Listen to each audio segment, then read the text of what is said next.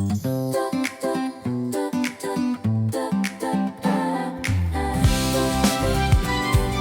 on nii hea meel alustada oma päris esimest podcasti osa.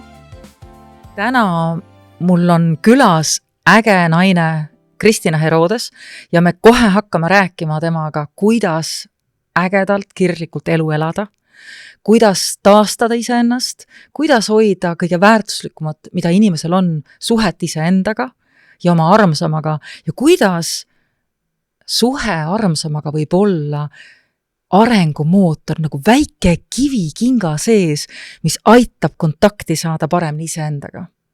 Kõigest sellest ja paljust muust me kohe vestleme. Lilian Saage podcast alustab ja see on ruum, kus ma olen kutsunud endale külalisi ja me räägime ausalt, avameelselt teemadest, mis on olulised ja mis võib-olla vahepeal saavad olema päris keerulised. Kas siis tabudega kaetud, pole kombeks, võib-olla midagi, mida ei olegi osanud rääkida või keegi pole küsinud, et siis kuulata. Ja ma olen nii elevil ja tänulik, et mu esimeseks saatekülaliseks on Kristina Herodes, kes on naine nagu orkester.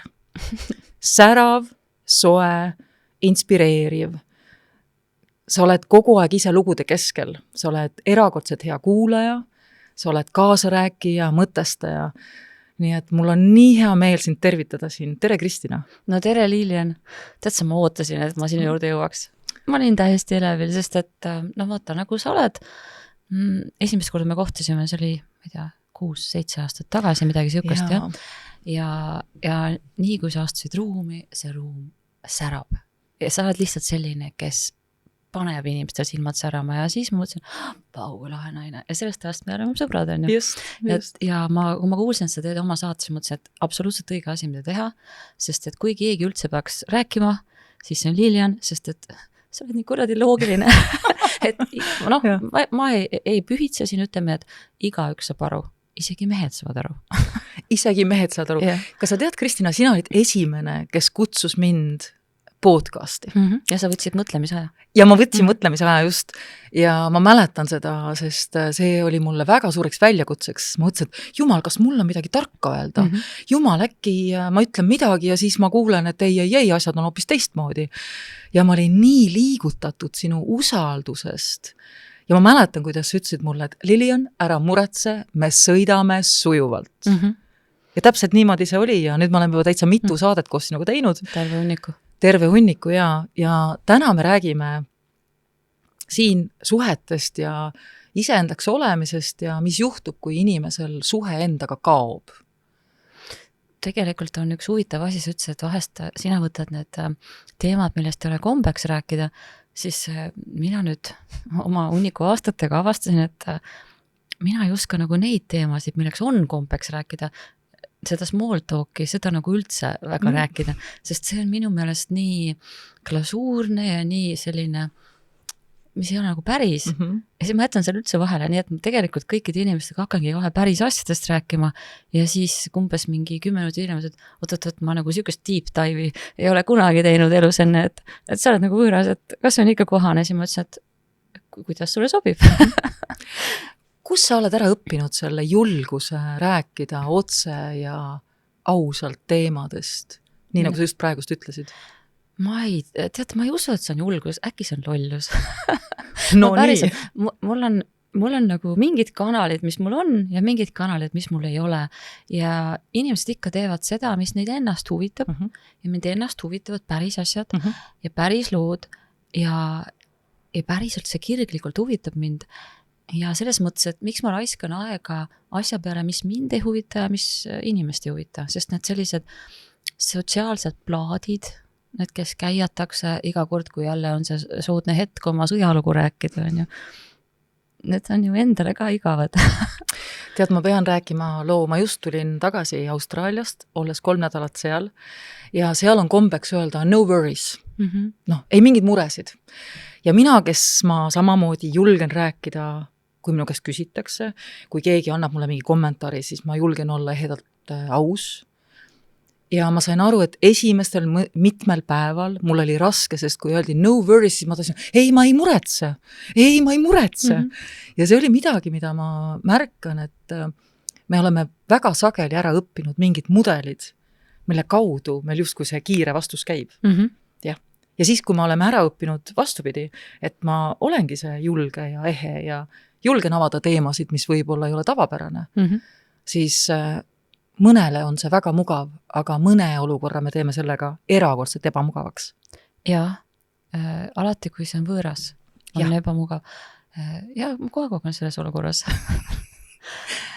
Seal on nagu mitu asja, mis mind praegu kõnetas. Üks on see sundpositiivsus on minu meelest väga suur koorem tegelikult. See, et sa pead kogu aeg justkui nagu jagama, kui hästi sul läheb, aga alati ei lähe hästi. Me kõik oleme vahest väsinud. Meil kõigil on need mingid, nagu minul oli eile, kell on 9 õhtul. Ma olen päev otsa muretsenud ja närvitsenud ja tegelenud asjadega.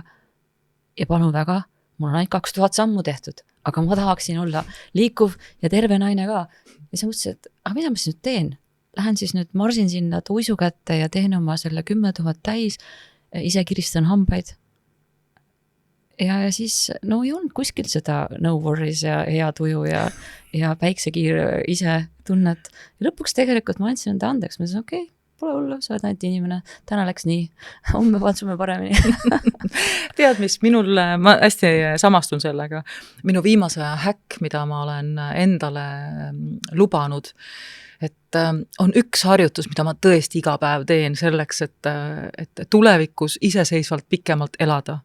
Ja see on kükitamine, sest see on ainus harjutus, sest see on ainus harjutus, mis aitab meil tulevikus poti pealt püsti saada ja põrandalt asju võtta ja see on midagi, mida ma tõesti palju ka koolitades räägin inimestele, et kui ma vaatan, ma olen kohe 49, et kui ma mõtlen selle peale, et meil on tähtis hoida ennast vormis mitte ainult täna, vaid ka 10, 20, 30 aasta pärast. Ja see on küll üks häkk, mida ma tõesti luban endale, kui mul sammud jäävad tegemata, siis 10 kükki või pisut peale ma teen iga päev. Sa oled täiesti, kuidas siis minu hinge naine ikka küll, sest et inimesed vahest küsivad umbes, mis on su vormisaladus? Aus vastus on väga lühike, kükid ja kontsakõnd. Nägid? Ja see on see. Ja kas sa teed näovõimlist? Ei. Kas sa kasutad kallid kreemi? Ei. Kas sa teed botoxid, süste, värke? Ei. Käid kosmeetikus? Ei. Mitte midagi me ei tee. Magan ka padjas nagu väike siga püherdan seal. Aga ma naeran. Eks see on siis näotrenn, on naermine. Ja kükid, issand, kui head need on. Ja tead sa, ma ei taha nüüd hoobelda. Ma alustasin ka alguses väikeste kükkidega. Praegu mul on see, et minu päevas on 100 kükki, aga ma ei tee seda iga päev. Ma teen seda üle päeva või mõnikord teeb 2 päevaga vahele. Ja lihtsalt mul meeldib ja siis ma teen ja hästi selline lõbus lugu oli, meil oli koos 2 oma parima sõbrannaga Türgis. Peale Fashion Weeki me olime nii ületöötanud nagu vanad töö mingisugused kombainid ja siis me võtsime Ele ja Meisi imeilusad noored naised. Ja oleme rannas ja ei tee mitte midagi ja siis mõtlesin, kuule tead, ma ei saa, mul on motorirahutus, ma tahaks kükke teha. Hüppasin püsti, hakkasin kükke tegema ja esimene päev nad naersid ja järgmine kord, kui nad sama asja juhtisid pealt nägema, sest mul oli siuke tunne lihtsalt. Siis mõtlesin, et oot, äkki sellest tõesti on kasu. Ja nüüd nad teevad mõlemad kükke. See on minu meelest üks teadmine, mis mul on viimast aastat jooksul juurdunud, on see, et mida paremas füüsilises vormis ma olen, seda paremini taastun ma pingelisest tööperioodist. Ehk et ma olen kiiremini võimeline taas olema heas töökorras iseendaga. Mida kehvemas vormis ma olen, seda pikemalt taastumiseks aega läheb. Aga oled sa kunagi üldse olnud halvas vormis?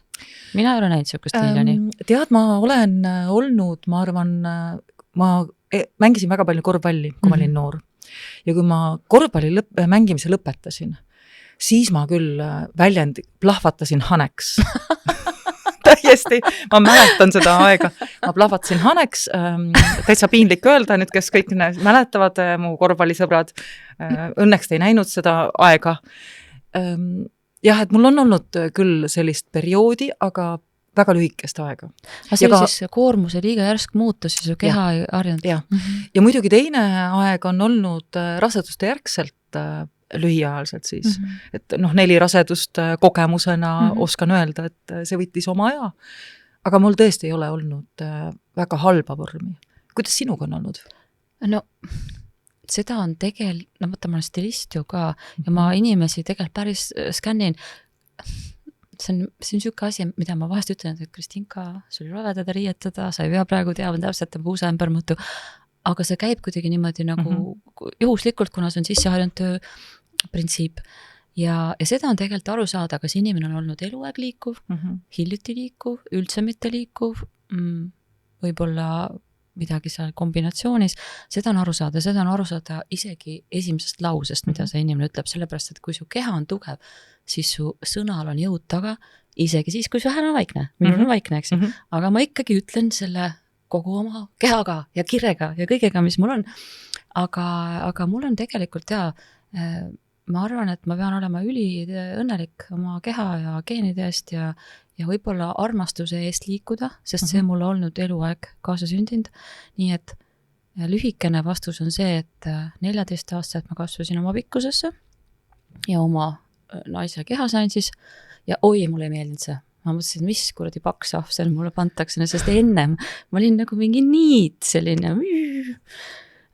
ja ma võitlesin oma kehaga päris jupp aega ja üritasin olla peenem. Praegu tundub see lihtsalt naeruväärne, et mida paganat, sul oli nagu normaalse inimese keha. Ja ühel hetkel tegin rahu ja siis see taastus ja see on nagu kogu aeg umbes täpselt sama. Võib-olla vorm natuke nagu vastavalt, kas ma siis sinna trenni jõuan või jõuan, aga palju muutust ei ole. Ja tegelikult käisin just sellel nädalal, tegin just kehaanalüüsi, tahtsin teada, mis seisus mul on, siis mulle endale tundus, et ma olen oma elu kõige halvemas vormis. Tulemus täpselt sama. Et tegelikult väga vahet ei ole. See on väga oluline koht, ma arvan, kõigile, kes ka praegust meid kuulavad ja vaatavad, mis seisus su keha on, kui hästi sa toetad iseenda tervislikkust ja kas on midagi, mis on lühiajaline vorm ajatatud. Sest see, mida sa räägid, on ju ka, et see on pikaaegne, see on midagi, mis on olnud, mis on tavapärane ja sa hoolitsed sellest, et see kestaks ka pikalt edasi. No vaata, kas see muutub ka sulle väga lihtsaks. Seal on selline asi nagu liikumise kohustus, sellest saab ühel hetkel liikumisrõõm ja siis saab sellest liikumisvajadus, sest su keha harjub sellega ära ja loogiliselt võttes kehale on see ju meeldiv ja siis ta hakkab küsima ja ega sa ei saagi nagu niimoodi nagu vana morsk seal vedeleda kuskil. Näiteks kui me puhkame midagi, siis meie lemmikpuhkus on ronida mägesid või kui me lähme isegi viimati me käisime palmi all, me oleme nagu mingid kaks aktivisti, kogu aeg on vaja minna teha, sellepärast, et kehal on hea olla, kui ta liigub ja mina olen väga leebe endaga, mina ennast üldse ei sunni ega distsiplineeri ja kui paar korda on siis sõbrad küsinud, et umbes, et ma pole väga midagi teinud, mis see väga midagi ei tee, mida see siis tähendab, neid liikumistunde on päris palju, ma arvan, et kindlasti see arv nädalas näiteks suvaliselt, ma olen mitu korda lugenud kokku, mul sõbrad on küsinud, see on kindlasti suurem kui mõnele mu sõbrale, kes arvab, et ta nüüd läks trenni ja hakkas jube aktiivseks. Aga see on minu siuke nagu lebo elu. Ehk et see, mis on sinu jaoks normaalsus olnud pikka aega, ei ole selline brigaada nagu ma ütlen. Et mulle väga meeldib see brigaada et nüüd hakkame targaks või nüüd hakkame saledaks või nüüd hakkame teadlikult toituma või nüüd hakkame tegema midagi teisiti. Ja see brigaada on täpselt nii kaua, kui ma ei tea, nädal, 2, 3. Tegelikult ma olen see projekti inimene ka. Mulle meeldib õudselt see hasart, aga ma ütlen, need loomkatseid on palju parem teha mingite muude sfääridega kui keha, sest keha mõjutab otseselt su heaolu. Ja kui sa hakkad seda keha kuidagi liiga rajult ükskõik kus suunas mõjutama, siis ta ju võitleb vastu. Ta ei taha tegelikult ja ma ei taha stressi ja siis ma neid projekte, need on nagu turvalisemates kohtades, kus on nagu mingisugused ideed või mingid muud asjad. Ja praegust sa minu meelest ütled nii olulise teadmise, et ma ei taha stressi, mis tähendab seda, et ma pean säilitama. Ma vajan regulaarset trenni, ma vajan enda keha eest hoolitsemist, sest ma ei taha seda stressi, mis mu töövõime ära viib. No stress on lihtsalt jube kehv koht, kus olla. Nii see on niimoodi, noh, põhimõtteliselt ta on nagu mingi mudaauk, miks sa ikka tahad sinna ronida, ta surub peale, võtab tohutult energiat ja nagu ka seda visiooni ju kitsendab, sest mina olen just vaadanud, mis mulle käib õudselt nagu närvidel, on see, et stressi olukorras on minu horisont on kitsas, ehk ma näen ainult mingit sellist nagu painajalikku või sellist noh, ütleme to-do listi või seda kohustuste jada, aga ma ei näe neid loomingulisi lahendusi, ma ei näe neid võimalusi, mis võib-olla elus on, ma isegi näen vähem inimesi enda kõrval, aga lahendused minu elus vähemalt alati tulevad läbi inimeste, et selles mõttes, et ma võin ise seal rühkida ja olla jube tubli ja ma teengi ära, aga see ei ole üldse nii tahe ja tulemus ei ole nii hea. Aga koostöö kaudu, ühesõnaga, tavaliselt ma teengi nii, et ma tunnen, et läheb pinge ilgelt lakke, ma ei jaksa, ma lähen lühisesse, ma juba näen, et ma silmaklappide kobune, siis ma saan, okei, ma ei suru ennast täpselt nagu eile sammudega, mis ma teen? Ma võtan lihtsalt kas või mingi 5 minutit viskan pikali ja ma ei tea, vaatan taevasse või meil on seal suured aknalauad töö juures. Ja siis alati, kui sa lõdvestud, mina olen niimoodi, ma lõdvestun ära, siis ma tulen selle stressi painalt välja, siis kohe kõik on kuidagi lahendused on seal samas kõrval. Ja lihtsamad alati. Ja see, mida sa ju praegu ütled, on see, et mida paremas seisus ma olen, seda rohkem ma saan kasutada enda teadmist, kogemust, enda oskuseid, tegeleda sellega, mis mulle päriselt rõõmu toob. Ma olen loov, ma olen suhtele avatud, ma olen iseendaga kontaktis, ma kuulen enda intuitsiooni, ma saan aru, mida inimesed mulle räägivad, ma suudan pidurdada võib-olla ka ebamõistlikke vestluseid, ma saan olla kohal päriselt iseendas. No see ongi see hea tunne. Just. Aga kohalolek ja stressis olek ei saa koos olla. Vähemalt võib-olla mõnel saab, mõnel, kes on väga võimekas. Mina olen täitsa veendunud selles, et on olemas väga võimekad keskmised inimesed ja siis need, kellel pole seda kogemust. Ja mina olen täpselt see keskmine inimene. Kui mina saan, siis saab igaüks. Mulle hästi meeldib mõelda, et me saame hoida tähelepanu ühel asjal. Ma kujutan ette, mis asi on multitasking. Ma mäletan, kui see sõna tuli ja veel selle juurde käis veel legend, et naised oskavad seda, naised on õudsed ja multitaskerid. Ja siis ma mõtlesin, okei, passi järgi naine olen. Lapsed on ka, multitaskida ei oska. Kas ma olen mingi vana aja inimene? Ja jõudsingi järelduse, et jah, ma olen vanamoodne. Tead siin, ma kuulan sind ja mõtlen, mul kohe meenub lugu, kui ma olin kodus oma 4. lapsega. Ja multitaskida on võimalik nende tegevustega, mis on automatismidega välja arendatud. Ja mulle meenub oma armsas Riisipere koduköögis üks hommik, kus mu väike rinnalaps imetas, niimoodi kaisus, ja teise käega ma praadisin pannkooke oma teistele lastele. Ja siis katsin vahepeal ka laud, tegin igasugust asju seal korraga. Ja võt seda ma mäletan küll, et tegevused, mis on automatismidega nii-öelda kaasas, no see on multitaskimine. No. Ja ma ei pea ennast kuidagi, ja ma siinkohal... Ikkagi imetlusväärne. Pannkookid, hauaga. Ma piinlikkusega tunnistan, et palun ärge laste kaitsesse seda teada andke. Lapsel siiamaani läheb hästi, ta on elu ja tervise juures. Aga et midagi sellist, ma kujutan ette, et paljud ju mõtlevadki, et see on kiire. Ja mina näen, et see ei olnud mitte kiire, vaid see oli puhas sundvajadus. Ei olnud teist varianti. Kui teised ei saa, saab kuidagi hakkama. No millest ma saan aru on see, et mulle meeldib selline asi nagu laia pildi analüüs on ju.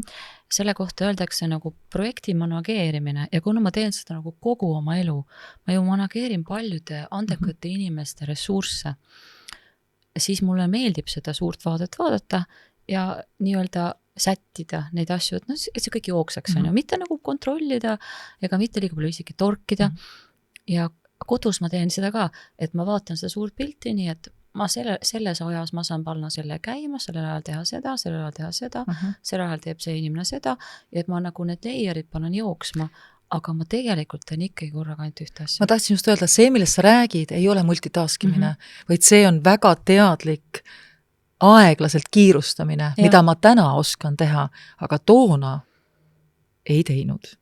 Aga ma võin öelda, et mina olin ju see emme, kes mul on ainult 3 last, võib-olla saan ühe veel.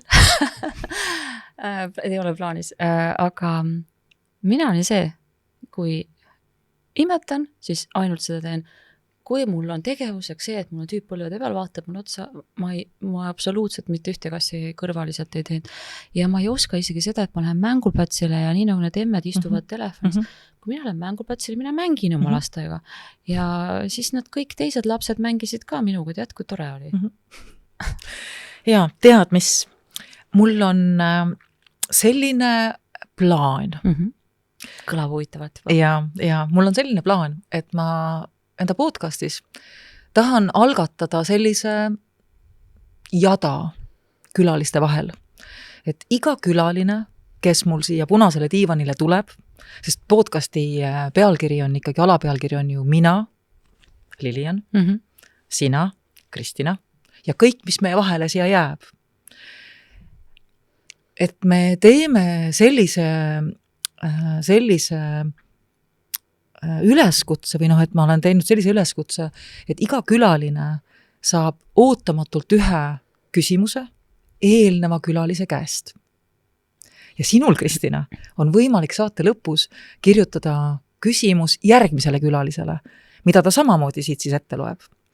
Ja selle küsimuse olen kirjutanud mina sulle ja see on number 1 küsimus.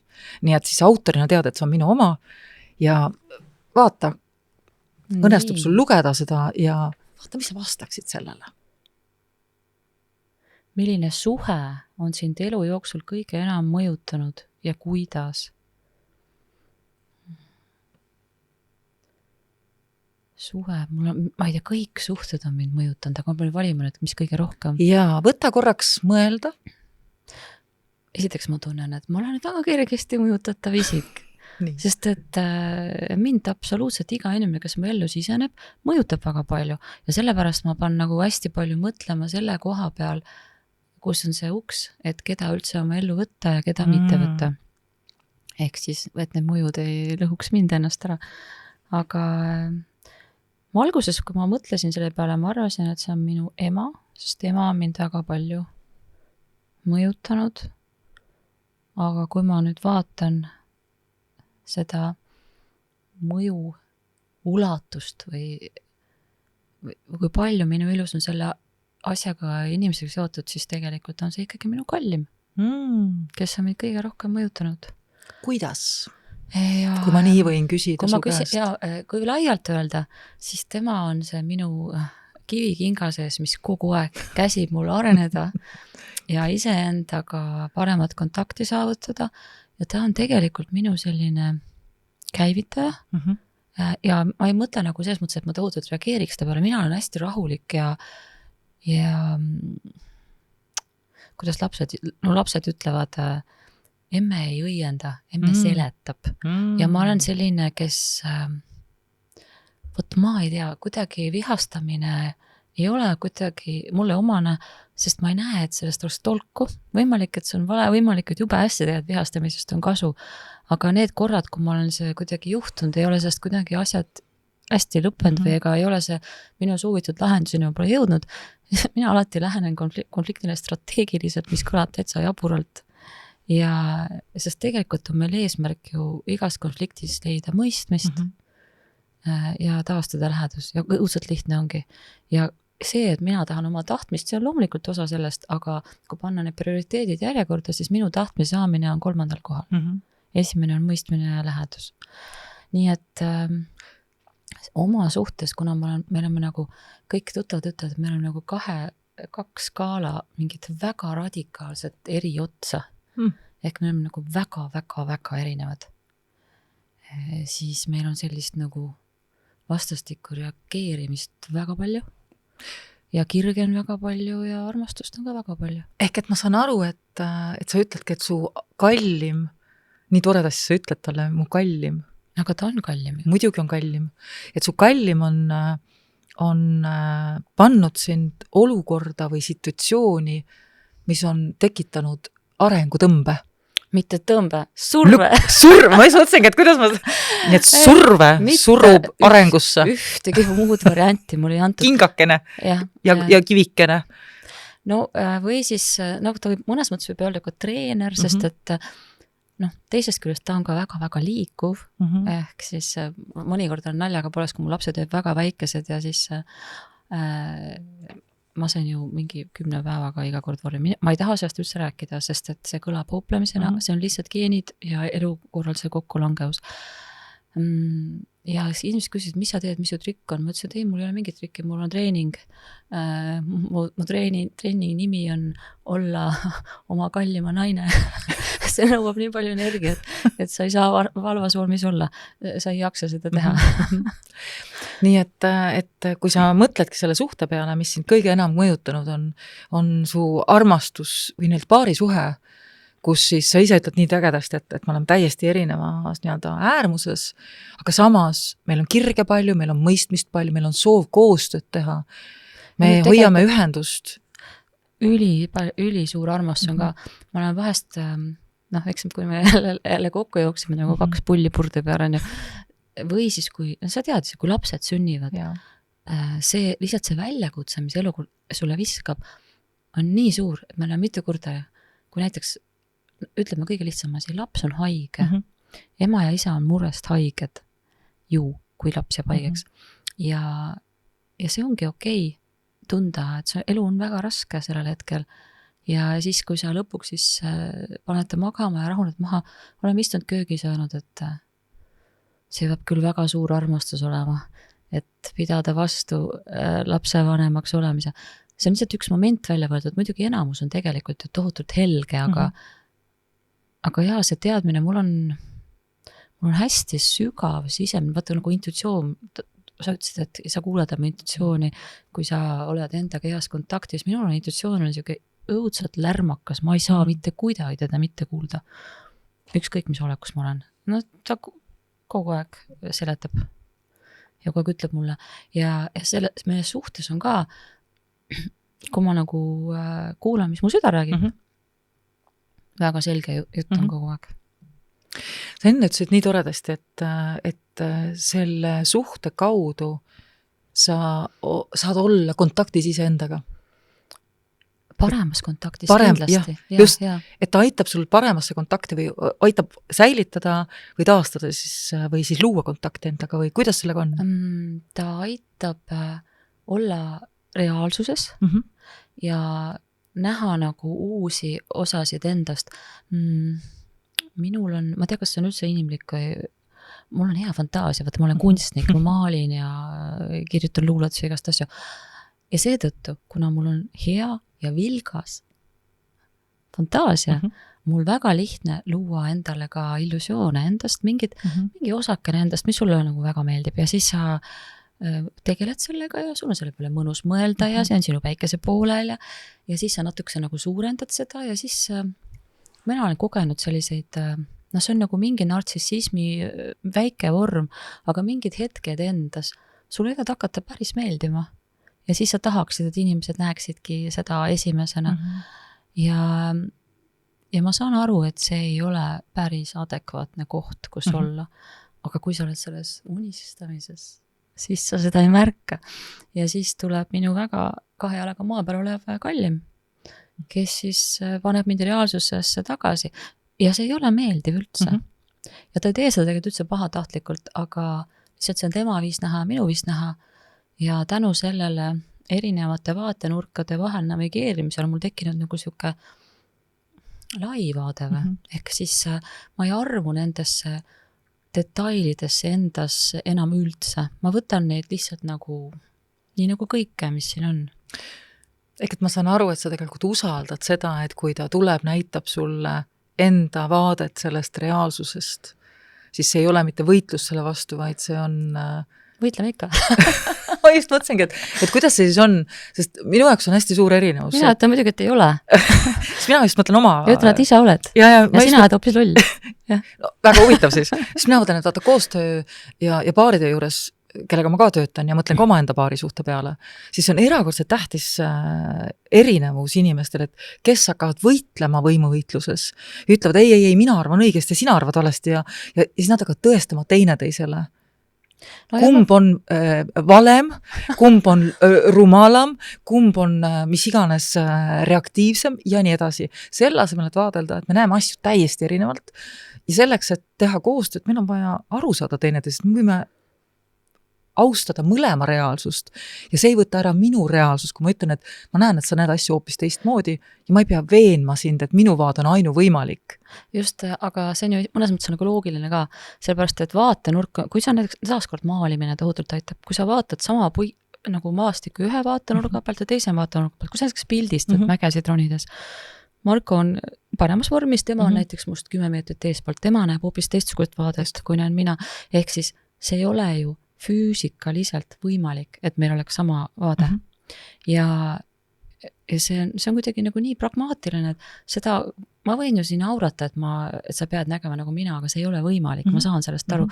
Ehk siis, miks ma küsin midagi, mis on ilmselgelt võimatu, ma küll ütlen, et jah, neid põrkamisi ja neid eneseõigustamisi, neid kõiki asju on meil ikka olnud ka. Aga minul on, kuidas ma ütlen, pikad juhtmed. Mul on mõnikord niiviisi, et ma saan asjast aru, aga see kuidagi settib veidi aja pärast läbi. See on nagu otsused elus ka, et sa teed selle otsuse ära, kuulutad selle välja, aga ta kuidagi nagu materialiseerub või kinnitub natukene aega. See nagu ei juhtu kohe ja minul ei juhtu ka see kohe, et võib-olla selles kohas, kus me seda tuliselt vaidleme, ma saan küll aru, ma tean, et ma saan aru ja ma tavaliselt olen see, kes ütleb, et sa näed nii, et aitäh, see on väga huvitav. Ma tegelikult ei ole väga selline kaitsev ega reaktiivne ja ega ründav. Ma võtan küll vastu teise vaate, aga ikkagi see, et see päriselt kohale jõuaks, natukene aega. Ma ei tea täpselt seda aja hulka, aga võib-olla mingi üks öö ära magada. Mulle meeldib väga see mõte, et hea idee tahab, et tema peal üks öö magada. Ja siis ma lähen selle ideega õhtul magama ja hommikuks on ta küps. Ja see kõlab nii põnevasti, mulle kunagi ei kõrvu ita-everlik ütlus või minu meelest on tema seda öelnud palju-palju, et ära vihasta, ainult imesta. See on jah, see on minust mingisugune religioosne taust, kas budad või kes seda niimoodi teevad, budistid. Et kui mõelda niimoodi, et milleks vihastada teise peale, kes näeb maailma teisiti, selle asemel, et imestada ja mõelda, kui rikas on vaatenurkade paljusus. No ongi ju, igaüks seisab ju oma koha peal ja ta näebki erinevalt ja see ongi okei. Ja teine asi on ka selles, et tema ju näeb kõrvalseisja ju suhtes, lähisuhtes on üks imehilus asi, et su partner näeb sinu varju ju. Ta näeb sinu tumedat poolt ülihästi, mida lähedam suhe, seda paremini ta seda näeb. Ja see on ju minu ainus võimalus seda näha, sest kukla taha ma ise ei näe ju. Ja võt see, mida sa praegust ütled, mulle tundub, et see on nii oluline märgata, et paari suhtes, lähisuhtes me saame võimaluse kohtuda iseendaga. Et meil ei ole võimalik, kellelgi meil ei ole võimalik kohtuda päris iseendaga üksinda pimedas koopas. Võib-olla on. Sest meil on vaja teisi inimesi selleks, et tuttavaks saada iseendaga. Ja läbi suhete ma hakkan aru saama, kuidas ma reageerin sulle või kuidas ma reageerin oma armsamale või kuidas ma reageerin siis, kui mu laps on väsinud või kuidas ma reageerin siis, kui keegi käitub minu suunal erakordselt armastusväärselt või vastupidi. Et teiste inimeste reaktsioonid toovad nähtavale minus selle päris minu eheda mina. Kas ma julgen näidata ennast, ei julge näidata ennast, peidan ennast maski taha, peidan ennast viisakuse taha, selle asemel, et öelda, et see ei sobi mulle, palun ära minuga nii enam tee. Nojah, ma ütlen, see teoorias on kõik väga ilus, aga praktikas üsna päris ebamugav. Ja see reaktsioon tuleb nagu selle põhjal, et esiteks sulle näidatakse midagi sinust endast, kui see ei oleks päris. Ma võin kinnitada, ei tekiks ka reaktsiooni, aga ta on sulle võõras alguses. Sa tahaks ikka veits parem olla ja kõige tugevam tunne on lihtsalt ebamugav tunne.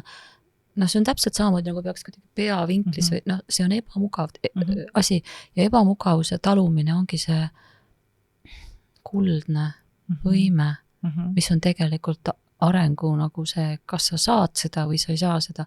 Sest kui sa sellest ebamugavuse talumisest üle ei saa või nagu ei õpi nagu seda kuidagi ennast motiveerima, seda ära kannatama või vastu pidama või kohale jääma, siis on see ainult üks vastastikuse lõhkumise jada, sealt tegelikult on täiesti võimalik rahulikult istuda suhtes imelise partneri, kes peegeldab sulle su varju ja mitte kunagi mitte midagi oma varjust teada saada ja kogu aeg eitada, võidelda ja kõik tagasi suruda.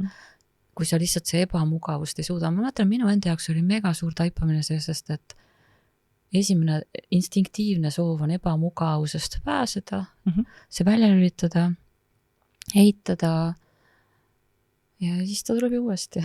Ja siis, no ma ütlen, et ega see minu kukal või see tagantvaade ei ju muutu. Ma võin vahetada ükskõik palju partnereid, ükskõik kuidas nagu öelda, et seda ei ole. Ilmselgelt see on seal. Ma arvan, et lähisuhetes on tegelikult selline lugu, et mega suur protsent asjadest, mis partnerid üksteisele ütlevad, sõltumata sellest, mis meeleolus nad on, võivad olla endast väljas, võivad olla romantilises meeleolus, võivad olla väsinud, võivad olla ratsionaalsed. Mega suur protsent, mis teine sinu kohta ütleb, on tõde. Mina usun seda küll nii. Isegi kui ta nii-öelda on endast väljas, ütleb, et ma tegelikult seda ei mõelnud. Ikkagi see tõde seal on, mida tasub kuulda võtta.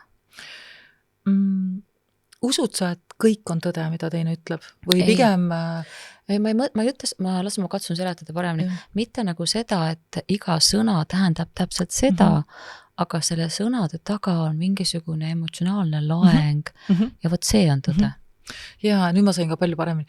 Ehk et me ei tohiks tühistada, mida partner või keegi teine meil ütleb, vaid seal on iva sees ja kui inimene oskab seda kasutada enda kasuks, siis ta tegelikult saab väga väärtusliku peegelduse. Mina usun peeglitesse, et ma usun sellesse, ja ka mitte ainult usun, vaid terapeudina tean, et me peegeldume teine teisele, et keegi saa minuga käituda kuidagi, mida ma ei luba endaga teha.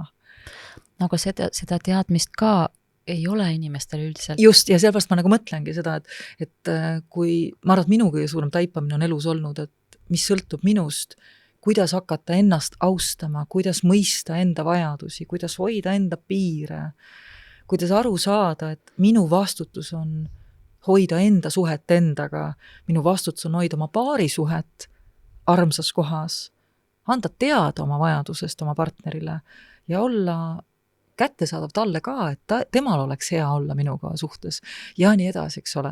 Et väga lihtne on panna teised vastutama oma õnne eest, hea emotsiooni eest, konflikti olukorras ka, et las ta vabandab, kui ta käitub kuidagi pahasti. No võtta, aga teisest küljest konflikti ei saaks ju olla, kui käituks üks pahasti. Jah. Nii et selles mõttes on hästi põnev, et mis sa arvad sina, kes sa nii palju kuuled lugusid, naiste juttudest käivad inimesed läbi, väga paljud inimesed räägivad oma lugusid, räägivad oma seotud suhteid. Mis sa arvad, miks inimestel sinu arvates on lihtsam vaadelda partnerit ja tema puudujääke kui iseennast ja enda arengu, ma ei tea, siis samme. Mis sa arvad, mis see taga võiks olla? Kindlasti hirm, turvalisem on ju tegeleda teise asjadega, iseenda, iseks on nii lähedal ja hirm, aga tead, see ei ole isegi lihtsam ainult partneriga tegeleda, lihtsam on kõigi kõrvaliste asjadega tegeleda, see võib olla ka mingi töö või ka vaata, mida teevad inimesed, kes näiteks on külmas, kauges paari suhtes, kui neil puudub see peegeldus või on üksikud, nad otsivad omale kolmanda inimese, kelle probleeme lahendada. Absoluutselt. Et jumala eest mitte ei oleks see inimene mina. Ja ma arvan, et see on ikka hirmu kõige hullem, seepärast, et see endaga kohtumine tundub nii jube. Ja see hirm on põhjendatud ka, sellepärast, et kogu see, ma tegin enda kulul siin nalja, et sa leiad mingid oma lemmik kõrvakese või midagi ja siis jumaldad seda ise. Aga meil kõigil on ju endast mingi ettekujutus, millega me oleme harjanud ja tavaliselt see hakkab ikka ühel või teisel moel natuke meeldima ka. Ja igasugune tõega kohtumine ju üks, mida ta kindlasti, selle illusiooni ta kindlasti purustab. Okei, see osake jääb sust alles, aga sa lihtsalt saad aru, kui palju seal on veel kõike. ja see ei ole mõnus. Ja siis sa saad aru, et ma tean nii väikest osa, siis sa tunned ennast korraks ebakindlalt, ebakompetentselt, kardad naeruväärseks jääda, seal on nagu minu meelest väga inimlikult kerge aru saada. Ja ma olen kuulanud tõesti hästi palju, tead see, kui huvitavalt ma kuulan, ma lähen täiesti selle inimese loosse, ehk siis ma nagu ei kuula, vaid ma elan seda koos temaga. Ja kuna ma lähen nii sügavalt sisse ja kui ma pärast kirjutan lahti, siis ma veel mõtestan selle läbi ja ma tegelikult kõik see, ma elan selle kõik nagu läbi. Et see, ma võtan nagu väga-väga osa, et ma ei ole nagu selles mõttes üldse hea ajakirjanik, et ma oleks ikka neutraalne, mul ükskõik allikas 1, allikas 2 faktid ütle. Ma niimoodi ei oska. Ja siis sellepärast ongi see, et minu jaoks on väga oluline, et just, et need inimesed, kes tulevad naistejuhtudesse, et mul oleks õige tunne. Et sa lähed, kuulad südamega, lähed loosse sisse. Vaata, see süda on selline tüüp, sa ei saa käsutada. Ei saa.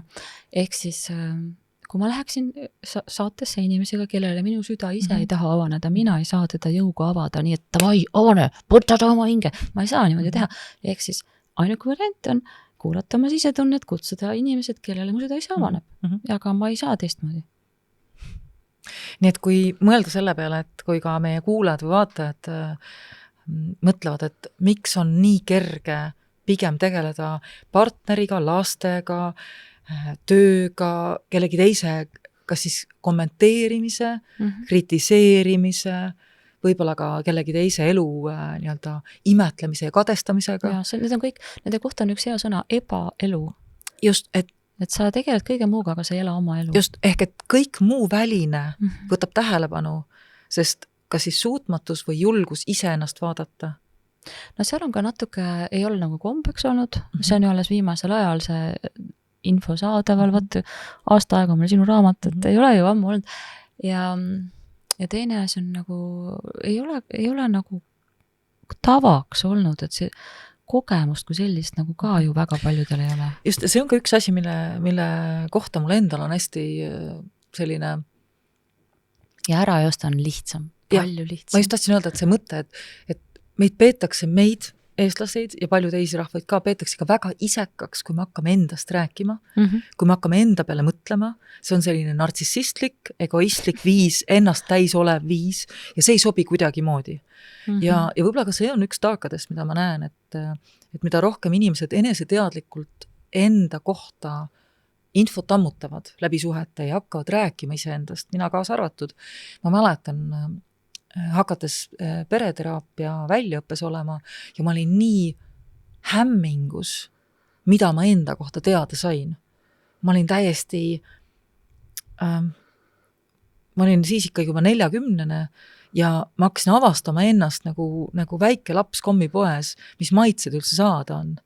Ja ma mäletan, kui ma sellest hakkasin rääkima oma lähedastele, siis see kõlas nagu kriitika teistele, et kui mina räägin endast vormis, issand, ma avastan, et ma tahan teha neid asju või ma teen neid asju nii või naa või kolmandat poodi, siis ma kuulsin väga palju sellist kommentaari, et nüüd sa kritiseerid minu elu, jah?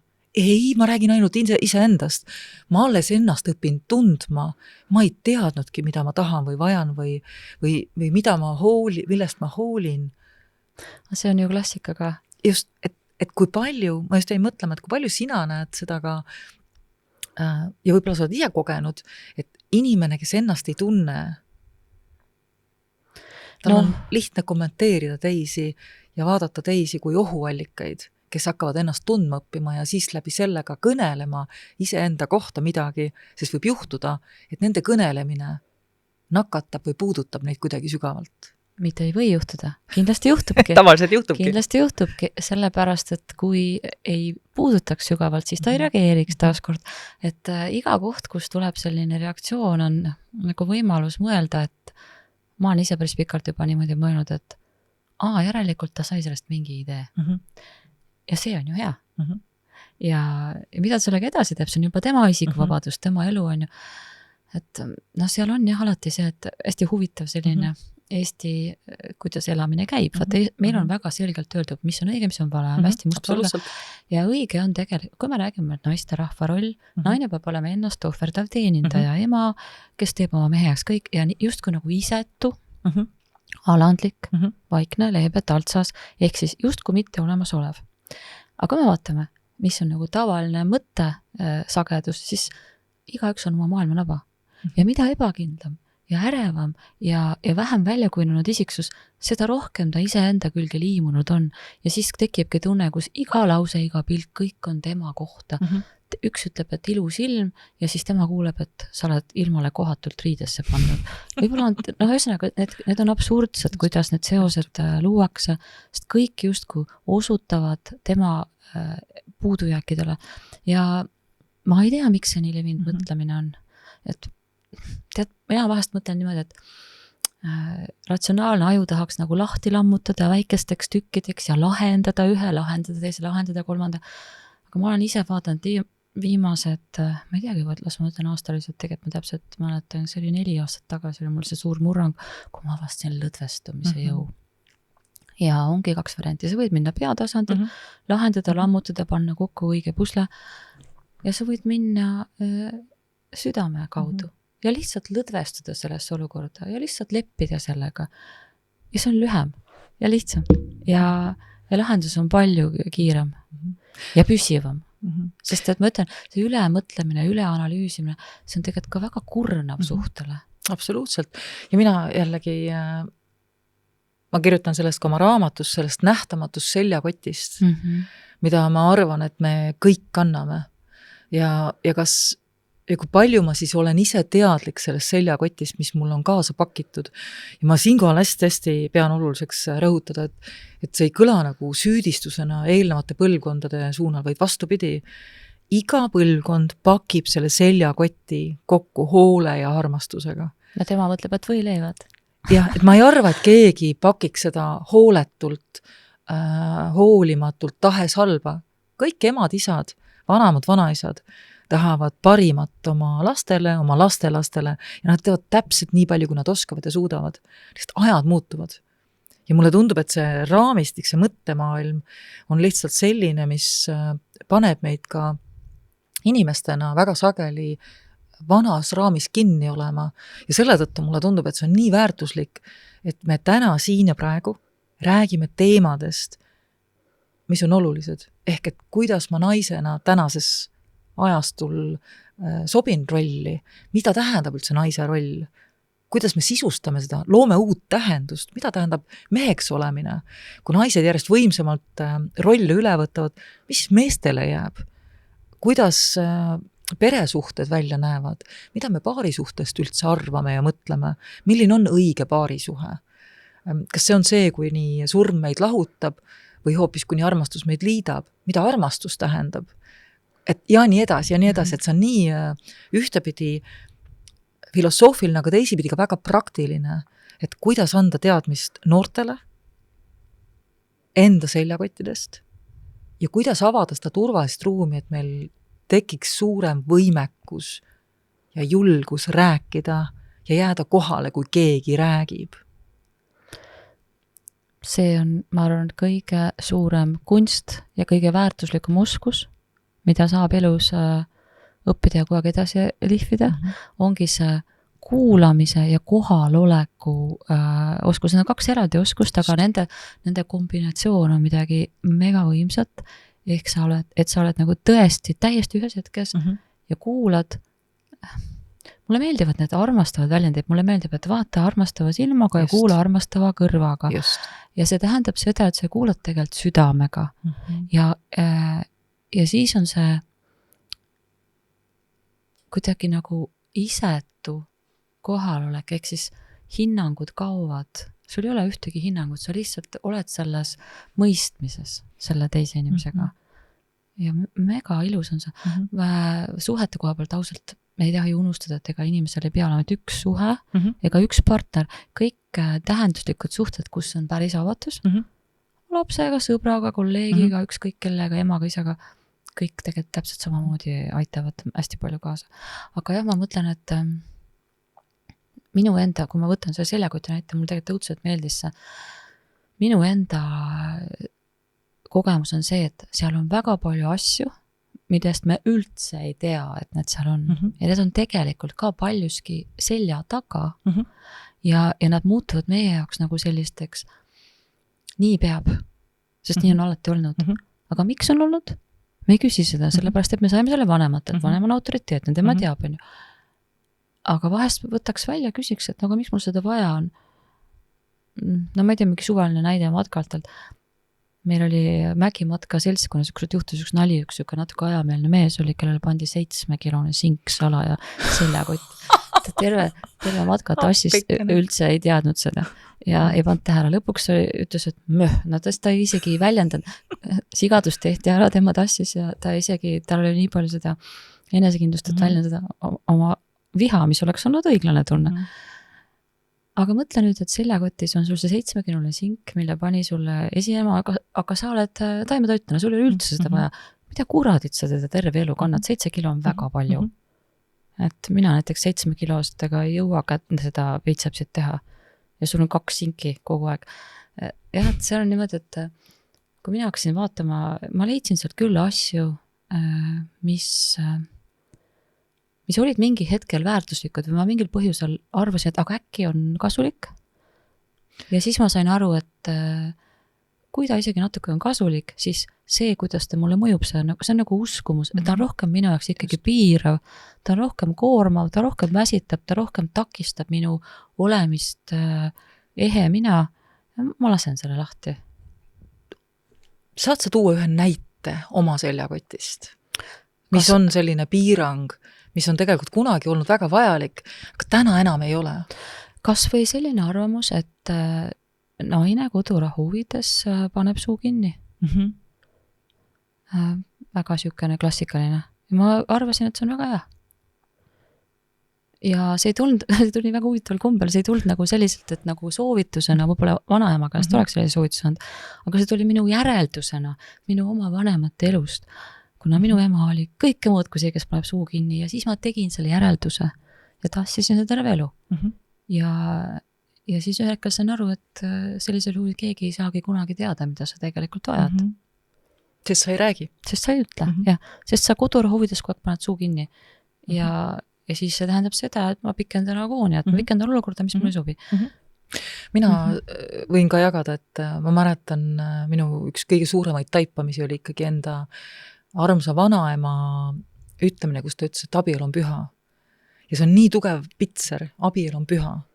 Ja see on midagi, mida ei tehta kergekäeliselt. Ja tema kommentaar oli kogu aeg, et laps ei ole heinalkäik. Täna lähed, homme tuled. Ja ma mäletan seda, kui ma ise oma abielu lahutasin, et ma pidin ikkagi vanaema hauale minema ja tegema rahu sellega. Ja see taipamine, kuidas sellest seljakotist aru saada, oli nii, et ma siis kommenteerisin ühele oma sõbrale, et no näed, nüüd minust on lahutatud naine saanud ja tema siis raputas mind või täiesti, Lilian, sinust on vaba naine saanud, sa vastutad enda valiku ja oma elu eest esimest korda täiskasvanuna. Ja mulle väga meeldib see mõte, et me saame oma seljakottidest aru läbi kellegi teise peegelduse, kellel seda raami ei ole, kellel seda filtrit või seda prilliklaasi värvi ei ole. Ja selleks, et aru saada, et mul on see seljakott, ma pean ju hakkama rääkima kellelegi. Sest kui ma ei räägi, mul ei teki ka seda peegeldust kellegi teisega. Absoluutselt. Ja seal on, eks ole. Ja minu meelest see ongi nagu justkui kood, et kuni me oleme vait, meil on tehtud teemad, millest ei sobi rääkida, siis need seljakotid lihtsalt paisuvad. Iga järgmine põlvkond saab lisaks selle 7-kilosele singile järgmised 7 kilo sinki. Ja siis mõni viskab veel mõne palgigi sinna sisse. Mine tea, äkki on vaja maja ehitada. Ja absoluutselt nii ongi. Ma ütlen, see summutamine sissepoole, tunnete maha matmine, no sellest lihtsalt, kui võtta nüüd öelda jälle, et mingi naiste esoteerika tunde jutt, seega nüüd praktiliselt täiesti täisklaas ei suru vett juurde, täiskotti ühel hetkel saab, iga koht saab täis, iga asi hakkab üle ajama, iga asi hakkab survestama, pitsitama, kui me räägime jälle füüsikast, millest mehed aru saavad, on ju.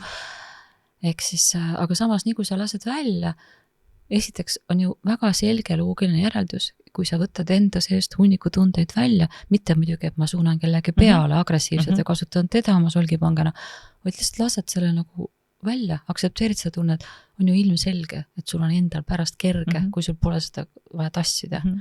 Et mul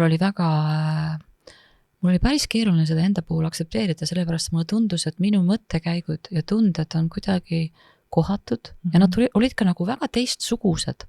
Ja teistsugused olid just sellel põhjusel, et mulle see common sense või see pinnapealne vestlus üldse huvi ei paku, mina olen see põhjakoristaja sealt akvaariumist, see kõige koledam kala. Ja siis, aga sest et see oli huvitav, ja tead sa taaskord, toipamine tuleb, aga sa ju kohe ei saa. Esimene asi on see mõte, et viskaks seljakotist maha, see kõlab ju nii, et paned maha ja on kerge. Ja paned maha, aga ma mõtte ju, sa tood selle tagasi mitu korda tegelikult. Minul oli niimoodi, et neid nii-öelda pärandatud uskumisi ma tõin mitu korda tagasi ja mitu korda teadlikult loobusin ja kuni siis lõplikult loobusin. Mul ei läinud see üldse nii lihtsalt ka. Mina tänase teadmise juures usun, et me ei saa päris loobuda neist, vaid me muutume teadlikuks ja ma hakkan neid nägema, märkama ja saan aru, et nad ei teeni mind enam. Aga sa kandma ikka ei pea neid? Ei, ma kandma ei pea ja tänu sellele nad muutuvad kuidagi, ma ei tea, justkui nagu õhumärkideks või nii-öelda selliseks kergeks, mis on seal, sest mul kuidagi, ma ei tea, see on võib-olla minu siuke arusaamine sellest, et nad päriselt selles mõttes meil ära ei kao, sest nad on olnud vajalikud eelnevale põlvkonnale või eelnevatele põlvkondadele ja nad on täitnud väga selget märki ja funktsiooni seal. No paneb siis kappi. Just, et aga mida ma saan teha? Ma saan olla teadlik, et ta täna ei ole mulle vajalik. Ja ma saan, et see on kellegi teise põlvkonna lugu on see, miks nad seda kasutavad. Ja mul on täna teine valik ja teine võimalus. Ja see mind kuidagi nagu aitab, ma näen ka klientide puhul väga palju seda, et inimesed järjest kiiremini taipavad, see on midagi, mida mu vanemad on varem teinud, nemad on õppinud oma vanematelt seda tegema, täna see mind enam ei teeni ja ma saan teha teisiti. Ja ma annan oma lastele edasi teistsuguse viisi lahendada olukordi või vaadelda paari suhet või vaadelda suhet iseendaga. Et mulle tundub, et seal tekib see muutus seljakoti sisus, seljakoti raskuses ja ka seda, mida me selle seljakotiga peale hakkame, et kui mul see sink on sinna, see on nii hea väljend minu meelest või hea näide, et kui mul see sink on sinna kaasa pakitud või minu puhul siis see abielu on püha, aga et võib-olla ma siis selle sama singiga oskan midagi muud peale hakata. Et tekib loovus ja potentsiaal seda rakendada mujal. Aga minu mõist lähisuhtes ongi jube ilus see, et teil on ju täitsa erinev nii-öelda pärand ja erinevad asjad ja igas kohas ju tulevad välja need erinevad lood, mitte üks on seljakott, teine kui kuuse päritolu lugu, kuidas käib mingi asi. Saate lapsevanemaks, üks arvab ühte, teine arvab teist, kogu aeg on tegelikult kaks erinevat lugu põrkuvad. Ja siis ongi see, et mis siis teete, kas hakkate piike murdma, mõtled, jaa, see vaade on ka väga huvitav, see on ka väga hea idee. Mis sa arvad, mis on olnud sinu viimase aja üks otsuseid, mis on selline hüppe usaldusse või tundmatusse?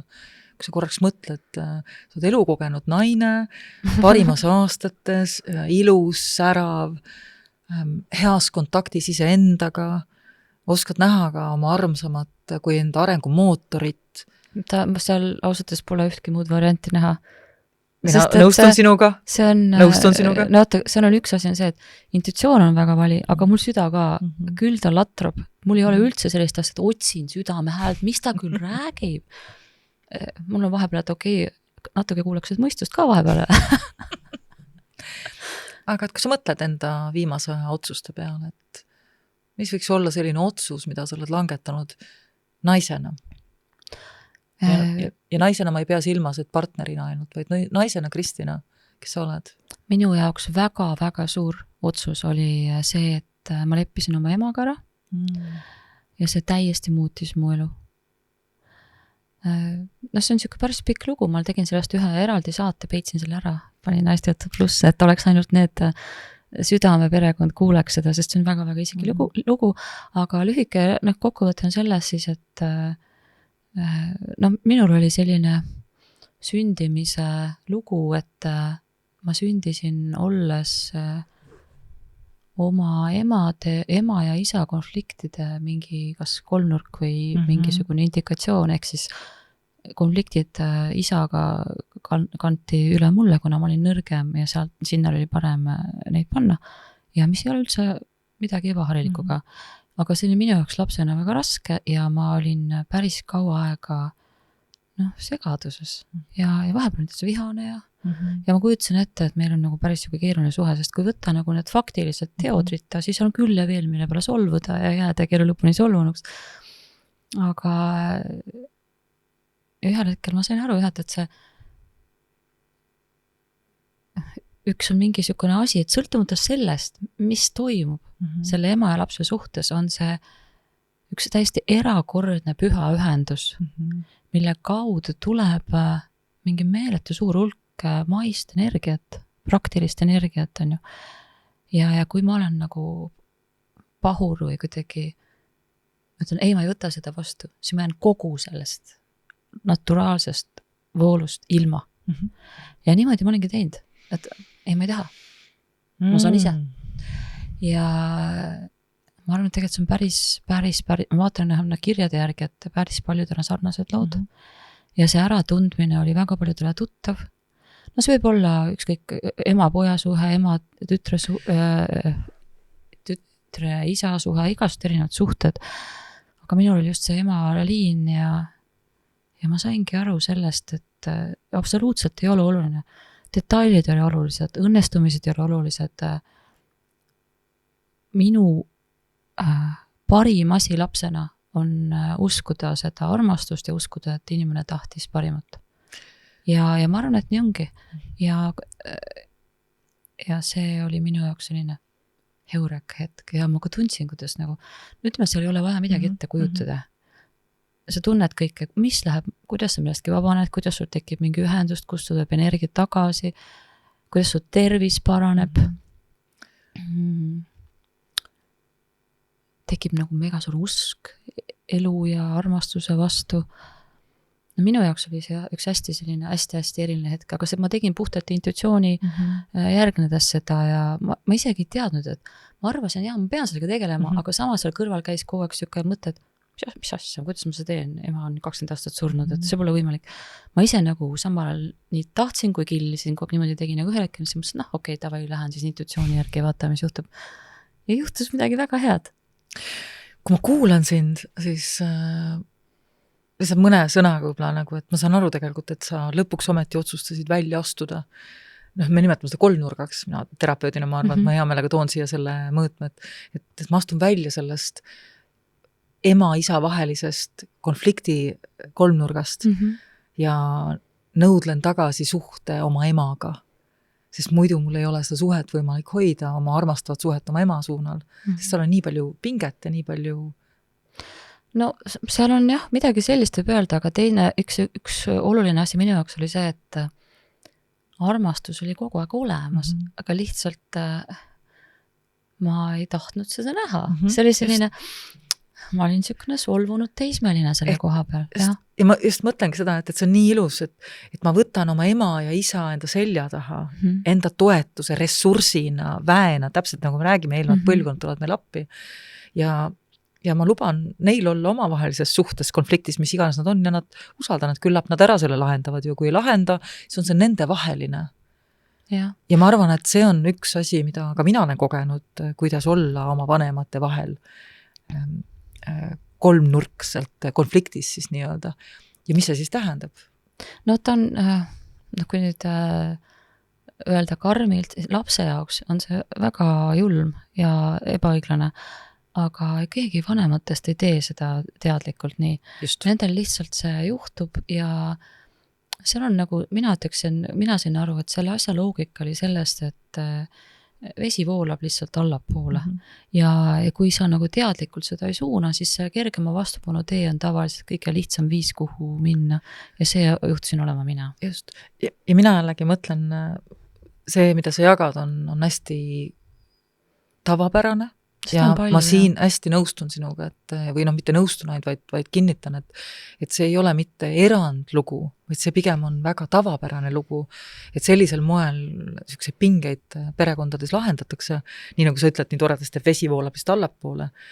Ja mina mõtlen nii, et tegelikult see ei lahenda midagi, just, aga korraks tundub, see nagu leevendab.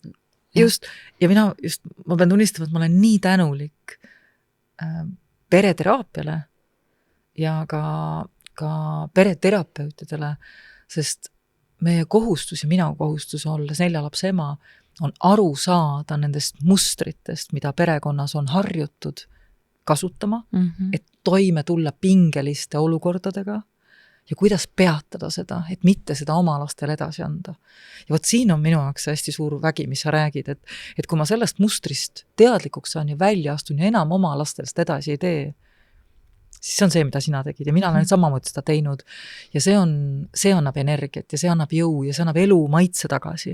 Nii nagu sa ütled, tervis paraneb ja kõik. See on ma ütlen, need 2 elu ei ole isegi omavahel sarnased. See on lihtsalt, sinu olek on hoopis teine.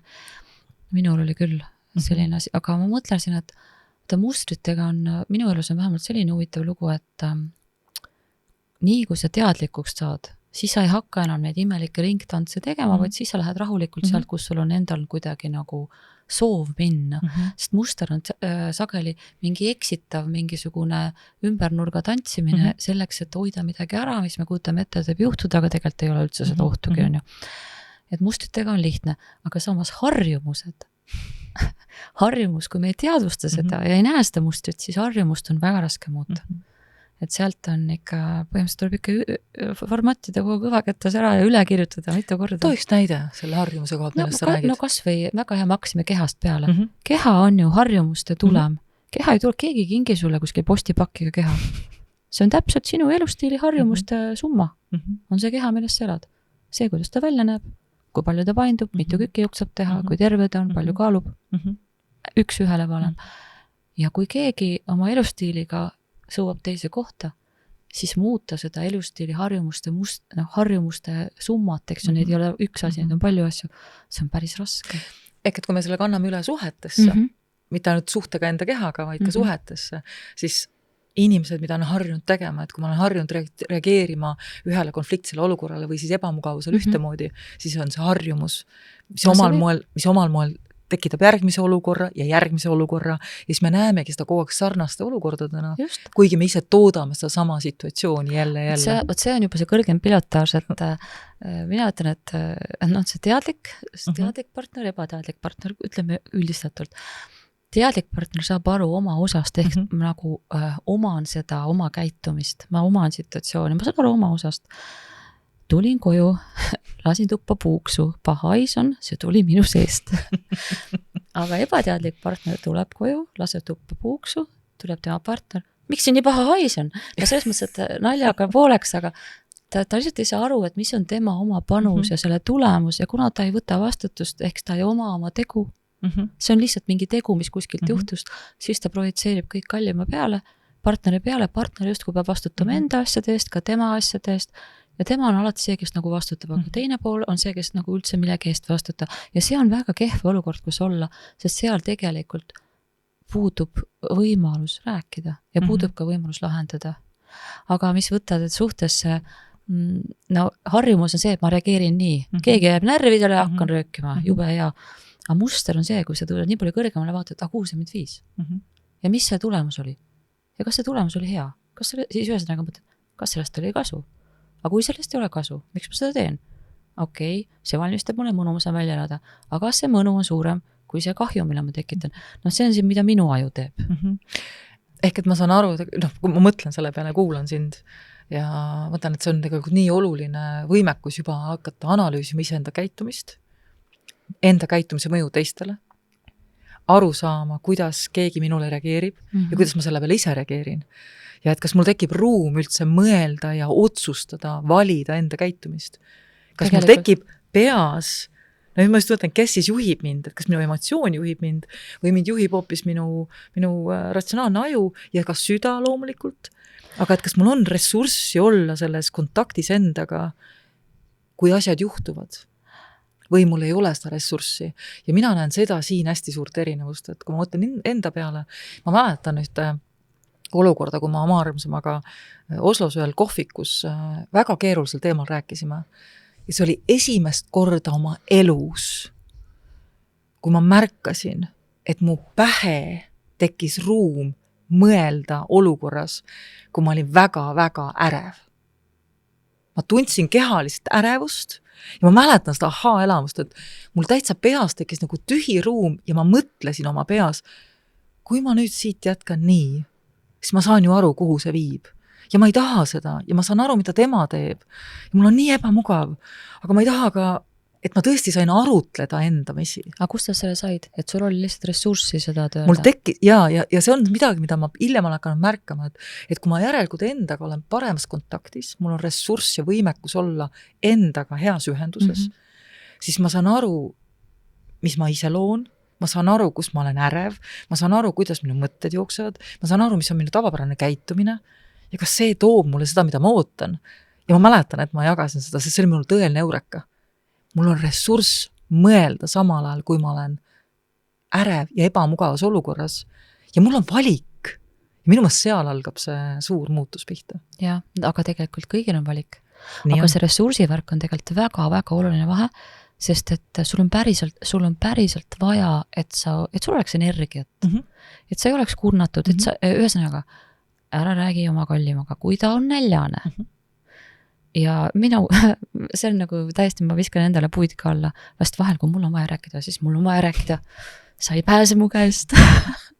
Aga ei ole hea võtta suurt vestlust ette õhtul hilja, mitte kunagi. See vii mind kunagi heasse kohta, see viid mind kahte kohta, kas mingisse draamaauku või siis mingisuguse mööda rääkimisse ja mõnikord ka leppimisega, mingite asjadega, mis ei sobi tegelikult. Sest mul ei ole ressurssi selgitada. Ehk siis need sellised asjad, mis on tähtsad, võiks teha ajal, kus on mõnus. Ehk siis kõigepealt minust meestepidamise käsiraamat, et vaata, et ta oleks...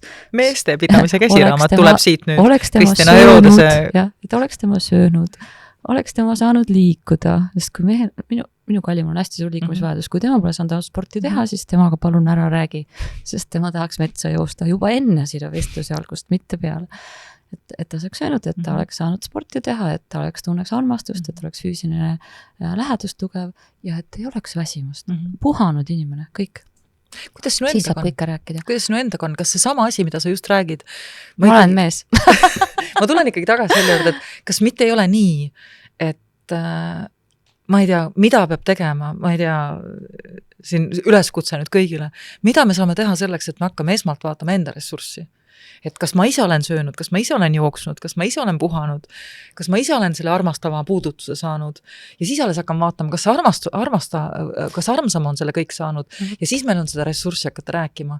Et mis arvad, mis peab juhtuma, et me suudame ühiskonnana, mitte ainult üksikud välja valitud, vaid et laiema massina hakata vaatama esmalt enda ressurssi ja aru saama, et meie oleme kas sabotöörid või koostöö algatajad, kas vedur või pidur, kumma valid? Just. Mina valiksin veduri olemise. Aga teisest küljest, see on jälle üks kollektiivne sillakott, ma arvan, et igal eestlannal on kotis niisugune väikene pakikene, mille peal on kiri alati mees enne. Sina oled tema naine, sina oled alles teisel kohal, ehk siis kõigepealt me justkui teenindame oma kallimat ja siis vaatame endale, mis üle jääb. Ja see on mingi talu ühiskonnas, et naine tõusis kõige varem, kõige viimasena voodis ja suri peale 30 aastat ära, sest ta oli kurnatud.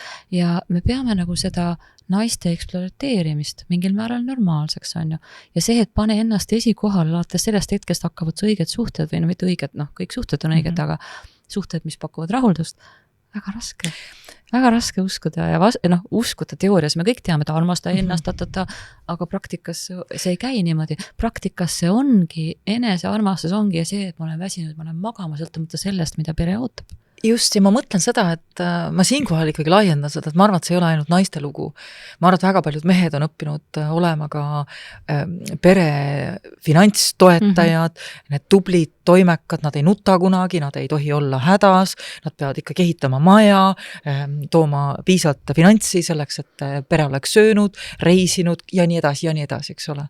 Ehk et ma just mõtlen, et kuna me jõuame ühiskonnas inimeste tasandil nii kaugele, et iga inimene saab aru, et tema esimene vastutus on tema enda enese hoidmine.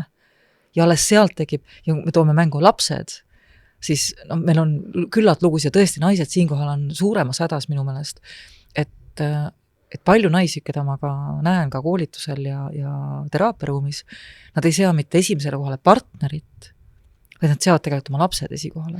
No kui ta väga beebi on, siis mingi väikene moment on see tegelikult okei. On väga normaalne, ongi loomulik, aga et see pikk jada läheb meil ka pikalt sellisel moel, et need lapsed on, siis on partner, siis on veel vanemad ja võib-olla 7., 8. või 10. kohal on siis inimene ise või naine ise selle koha pealt. Aga tema vajadused vahetevahel ei mahugi skaalasse. Jah, nii et võib-olla see on midagi, et mis sa arvad, mida me mulle väga meeldib see, et ma eelmisel aastal käisin Euroopa pereteraapia konverentsil, kus meie president alustas kõnet nii, et head pereterapeudid üle maailma alustame uut ajastut ja hakkame aktivistideks.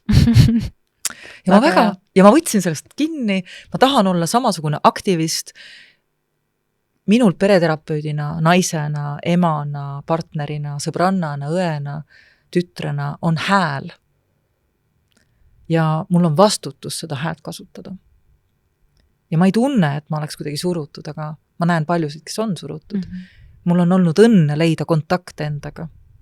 Mida ma saan teha, et kutsuda teisi sellesse ruumi, et ka neil oleks võimalik leida kontakte endaga. Et kuidas teha seda? Tead, aga ma kuulen sind ja kohati on see lihtsam, kui paistab, sest mõnikord inimestele vaja muutuseks on ainukene asi, mida on tarvis, on usk, et see on võimalik. Ja selle usu annab talle eeskuju, et neil on lihtsalt vaja näha, et häid suhteid toodab kõige rohkem see, kui meil lihtsalt on häid suhteid ja inimesed näevad häid suhteid. Ja see, ütleme niimoodi, et see viis, kuidas sina jõudsid sinna, tema näeb seda tulemust, lahe, ma tahan ka seda, tema tee võib hoopis teine olla, aga see ei olegi üldse tähtis. Vähemalt ta saab selle kinnituse enda sees, et jah, ma loen ja see iseendagi hea kontakti, mina ütlen, et esiteks selle endale lubamine on üldse esimene samm, sest et paljud ju ei luba, siis on leidmine ja siis on hoidmine. See ei ole ka nii, et ma korra loon kontakti ära ja edaspidi on kõik libu. Ei, iga jumala päev peab seda nagu väärtustama. Ehk et me siinkohal saamegi nagu mõlemad, ma hästi nõustun sinuga, et kui ma näen ise kedagi, kes teeb midagi, mis mul läheb korda, siis ta inspireerib mind. Täiega. Ja omakorda ma võin ise olla siis see inspireerija. Ehk siis inspireeri ja inspireeru võiks olla see märksõna, mida me järjest rohkem rakendame. Aga niiviisi ta töötab ju. Ja samamoodi me saame inspiratsioonidest, vinguvatest inimestest ja netikommentaatoritest, kes on nendega hädas, nemad ju ka loovad nii-öelda oma kogukonda ja ka on aktivistid. Sest nad külvavad küll võib-olla sellised kahtlase väärtusega seemneid, aga nendel on kindlasti ka järgijad. Ja või nendel mingisugustel tüüpidel, kes iga vale pilgu pärast kohtusaali lähevad kraapima, et kõik nad on omal moel ka ju eeskujud, et lihtsalt mul vahest tundub, et inimesed ei anna endale aru, et sinu elu on alati kellegi maamärk. Ütle seda veel kord. See kõlas nii ilusasti. Inimesed ei anna endale aru, et sinu elu on alati kellegi maamärk. Ja mitte ainult oma lähikonnas. Mis tähendab seda, et meil igal inimesel nüüd me oleme vastutus hästi suureks, siis mõned inimesed ütlevad, kes praegu on ju ühiskonnas on uus hirm ju vastutuse hirm. Ja siis nad vastutus on nii suur appi, ma julge parem mitte midagi teha. Ja ka see on eeskuju. Just, ja ma just jäingi mõtlema, et sa ütled tegelikult ju hästi olulise märkamise ja ma saan sinuga ainult nõustuda, et meil kõigil oma käitumise, tegude, otsustega on kellelegi mõju. Absoluutselt kõigil. Me rääksime just sellest oma pojaga, mul on 18-aastane poeg, Ott, issand, kui intelligentne ja särava mõtlemisega, empaatiline noormees. Ja ta ütles, et tead, emme, seda on nii huvitav vaadata, et minu sõbrad hakkavad mitme kandi pealt kuidagi väga minu moodi minema. Ma ütlesin, see on normaalne. Me kõik inspireerime üksteist. Just. Et see tohutu mõju, mida me omame, et ühtepidi see on positiivne, see nakkub, aga samas ka miski, mis ei ole nii positiivne, samamoodi. Kõik täpselt nakkub. Samamoodi. Ma ei ütle, et üks on suurem kui teine, lihtsalt kõik, see on nagu difusioon. Kõik osakesed, mis on õhus omavahel vahetavad kohti, sa hingad neid sisse. Vaata, ma olen hästi suur reaalainete fänn tegelikult. Inimesed arvavad, et ma olen mingi õudne boheemia, maalikunstnik, trallal. Kui nad näeksid, milline süsteem ja struktuur mu ajus on, ma arvan, et nad minestaksid. Kui ma küsin su käest selle struktuuri ja süsteemi peale, et kui sa mõtled enda peale 10-15 aastat tagasi, mida sa oleks tahtnud siis teada suhetest? Mida sa täna tead, aga siis ei teadnud, mis oleks olnud väärtuslik ja abistanud sind tollel ajal?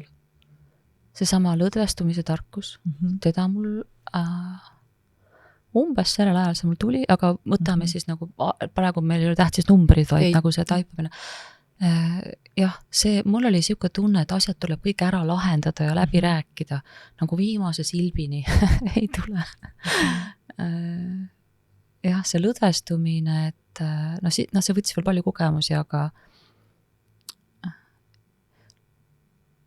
asjad on palju rohkem, ma sain aru, et olukorras on palju olulisem, on minu enda seisund, mitte see olukord, mis on seal. Et selles mõttes, et kui ma satun olukorda, mis on nagu minu jaoks väga ebamugav, mul on lihtsam muuta oma seisundit ja siis muutub kogu ruum. Ja see oli ka mingid sellist olukorrad, et väiksed lapsed, igaüks teab, kui lapsed on väiksed, siis see on täielik kübaratrikk saada nad riidesse niimoodi, et keegi ei kaota oma saabast ära ja keegi ei söö käpikut ära ja kui nad ise seda ei suuda teha ja sa pead tegema kuidagi mingite valemitega, et ühel ei oleks palav ja teisel ei oleks igav ja kindlasti läheb lühisesse. Mul oli just 2 päeva tagasi oli selline hästi nunnu olukord, ma olin ühes restoranis, La Prima pitsarestoranis ja ootan oma kallimat seal laua taga ja kõrval on üks perekond väikeste lastega.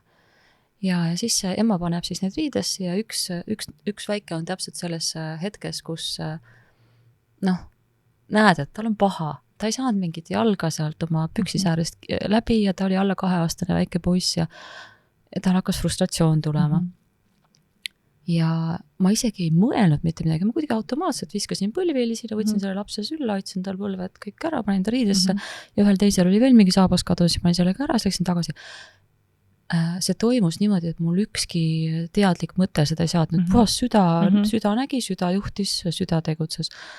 Perekond vaatas mind niisuguse pika näoga, aga lapsed olid väga rõõmsad, mitte ühelgi lapsel ei tekkinud korraks keerulit, et tuleb mingi võõras tädi, võtab mind sülla. Lapsed olid väga chillid, naersid ja olid rõõmsad. Ja miks ma selle näite tõin, oli see, et selles samas situatsioonis, kus mul olid 2 vanemat last, mõlemad on väga suured isiksused, sain ma aru, et see ongi pingeline situatsioon, kus väikestel tekib pinge, aga kui ma muudan oma seisundit, siis neil ei teki pinget, sest nad peegeldavad minu seisundit. Ja me hakkasime laulma, kui me riidesse panime. Ja meil oligi chill. Ja iga järgmine kord, kui mul hakkasid lapsed, jonnidel on, jonni, kui sellist ei olegi, nutul on erinevad tähendused. Kui lapse vajadus on rahuldamata, sa võid ükskõik palju laulda, see ei lahenda olukorda. Aga neil on ka väga palju abstraktseid pingeid, mis on lihtsalt tekitud situatsioonilistest ärevusest ja seal aitab see alati. Mis tähendab seda tegelikult, et sa ütled, et kui sul endaga on hea kontakt, sa suudad lõõgastuda, lõdvestuda ja suudad olla heas kontaktis endaga, siis sa suudad valida ka õiget käitumist intuitiivselt ja loomulikult süda juhtida. Aga ta laul on ju vibratsioon ja see on nagu kõige lihtsam viis juhtida oma seda olekut, et kui sa lähed mingisse meloodiasse, ta võtab lihtsalt sind üle. Aga võtta alati ei tule välja. Ja mina mõtlesin enda peale ka, et kui ma mõtlen ise enda peale selle küsimusega, et mis oleks see suhte taipamine, mida ma oleks tahtnud teada. Ma arvan, et see teadlik oskus ennast hoida ja enda ressursse taastada, sest kui mul on ressursid olemas, ma olen empaatiline, ma olen lahke, ma olen soe, ma olen väga võimekas. Ja kui mul on ressursid olematud, ainult kütusaurude peal auto sõidab, kuigi on veel vaja sõita kilomeetreid sadu ja sadu, siis ma muutun reaktiivseks, tuldpurskavaks draakoniks, kes on tohutult reaktiivne, hirmutav, ebaturvaline nii endale kui teistele. No mina olengi tuldpurskav draakon. Et see on midagi, mida ma arvan, et ma olen ära õppinud, et täna selleks, et olla heas voolamises, on mul hoolitseda vaja enda eest enne kõike. Ja siis tekib see ruum ja võimekus teha teisi asju. Oota, see on hästi suur lõks. Vaata, siuksed power naised, nagu me sinuga oleme, on ju hunnik laps ja siis veel töö ja karjäär ja 100 projekti ja veel sport ja seltsielu ja siis veel peole ja on ju, umbes kes teeb, see jõuab. See on väga suur lõks, sest et tegelikult selline, me alati tea, et me saame, et kui me näeme küll, et umbes kütust on veel nagu hästi vähe, me teame, et me suudame küll, sest meil on see kogemus, et me teeme ära ja siis iseenesest saab puhkama, peaks hakkama 80% peal. Üldse pole mõtet oma ressurssi lõpuni kulutada, sest sa ei tea, mis juhtub. Tead, siinkohal ma pean rääkima selle loo. Minu elu muutus drastiliselt. Pärast seda, kui ühel koolitusel minu käest küsiti üks väga napakas küsimus. Minu käest küsiti, kas koolitaja puhkab sama kirglikult, kui tööd teeb? Ja ma mäletan, ma mõtlesin, mis küsimus see selline on. Ja see küsimus jäi mind saatma, ma arvan, ma vastasin midagi sellist, et muidugi ma olen niisugune kirglik inimene ja ma ei oskagi olla 4 lapse ema, ma ei oska poolrase olla, kui ma poolrasedat midagi ei oska teha. Ja ma mäletan, et see küsimus jäi mind saatma ja mida ma mõtlesin tookord oli see, et ma märkasin oma mustrit, kuidas ma puhkan. Ja täpselt, mida sa kirjeldad, et ma töötan palju, mulle meeldib töötada nii, et mul tuul vihiseb kõrvus ja ma olen äge ja toimekas. Ja siis ma avastan, et ma olen nii tühi, et ma ei jaksa enam töötada ja siis ma vajan kiiresti puhkust. Aga ja kui kalender on täis, siis puhata pole võimalik. Sest ei ole võimalik, et ma ütlen nüüd ma nüüd puhkan. Ja mida on ju võimalik, kui inimene haigeks jääb? Ja õnneks ma ei ole haige olnud. Aga, või palju ei ole haige olnud, et pigem vähe. Ja ma märkasin seda, et selleks, et teha tööd, mida ma armastan intensiivselt, mul on vaja hakata ette planeerima puhkuseid. Ja see on juba aastaid tagasi nüüd. Nii et üks tobe küsimus pani mind nägema maailma teistmoodi ja täna, võib-olla see on üks praktiline soovitus, kui sulle meeldib elu, mis on sisukas, intensiivne, mahlane, maitsev, planeeri puhkused kui treeningu osa. Sest õige sportlane teab, et see nii käib. Isegi uni võiks olla päevaplaanis. Ja see nii ongi, et see käib selle sama asja juurde, nii et mul on nii hea meel, et me saime sinuga vestelda. Ütle üks praktiline või 2-3 sellist soovitust, mida sa arvad, et kui me mõtleme selle peale, et oleme nüüd aktivistid, et emade reesalikult me võime öelda, et selleks, et muuta maailma, mine koju ja armasta lapsi. Mulle väga meeldib see mõte, et me kõik alustame ise endast. Aga mis on paar asja, mida võib-olla kuulajale, vaatajale südamele panna, mis võiks aidata, mis on sind aidanud? Südamele ei tasu midagi panna, südamel on hea olla, kui ta on kerge. Aga küll ma soovitan südant lihtsalt usaldada, sest ta on hästi kiire, hästi tark ja hästi ebaloogiline, aga ta ei eksi mitte kunagi. Ja muidugi süda ei ütle kunagi, et ära anna endast, vaid tema annaks endast veel ja veel. Et lisaks sellele südamele on ikkagi, mulle väga meeldib see ka, et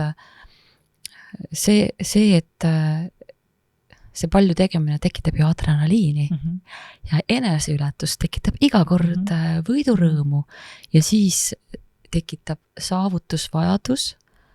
Iga saavutamine kütab ju saavutuse nälga. Meil on väga palju selliseid kehakeemilisi põhjusi, miks me niimoodi elame, eks ju sinuga. Ja süda ka ju ütleb, et mine aita veel, tee veel, anna veel, sul on veel anda, on ju. Ja see point ongi see järgmine väga tähtis, et puhkus on osa protsessist, see ei ole mingi eriline privileeg, see ei ole mitte kellegi üle laskmine, see on lihtsalt osa projektist ja absoluutselt inimõigus ja kohustus ka, sellepärast, et mitte kellegi pole neid üle töötanud inimrakke kuhugi hunnikusse vaja, kes ei ole osanud õigel ajal puhata. See on see, mida me haiglad on täis minu meelest. Ja puhkuse juures on väga tähtis, et see puhkus tõesti oleks sinu jaoks puhkus. Vaata, puhkusest on tehtud toode ja kõik arvavad, et sa pead tegema seda teist ja kolmandat päevituse pilte postitama ja siis veel surfama ja olekski nagu paar mäge saaks ronitud, seda inimesed ei tee, aga hästi palju alkoholi ja ühesõnaga meil on mingid teatud puhkuse standardtooted, aga väga paljudele ei sobi need. Et see on ka okei, kui sinu jaoks on puhkus see, et ma lähen oma maamajja ja ma ei räägi kellegiga. Ma naudin sükast puhkust ka muide. Ja siis ongi see, et kõik on õige, kui see sind taastab. Mind, ma räägin, minu jaoks on nagu, ma olen avastanud mõlemad kaardid, aga ikkagi ma ütlen, kolmas ikkagi väga, minu meelest kogu elu kese on lähisuhe. Kõik muu on täiendus, aga see on nagu see tuum. Aitäh sulle, ma saan ainult nõustuda, et meie õnnelikkus algab sellest, et mul on hea tervis, ma olen heas suhtes iseenda ja oma partneriga või siis mul on lähedased suhted oma sõpradega.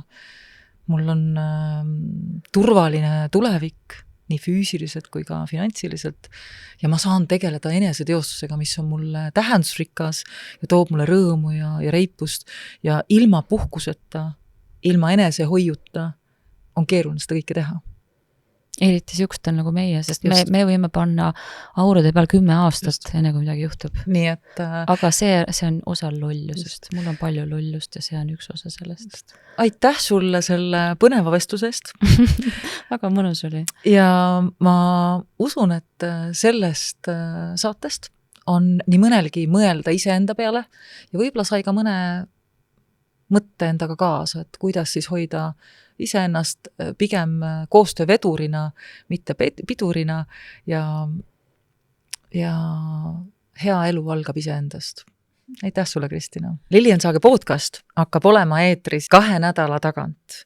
Nii et on materjali, mida mõelda, kuulata, vaadata ja loomulikult ma olen väga tänulik iga kirja tagasiside eest, mida te tahate kuulda, näha või ka kogeda selles ruumis, mida me siin ühiselt külalistega teeme.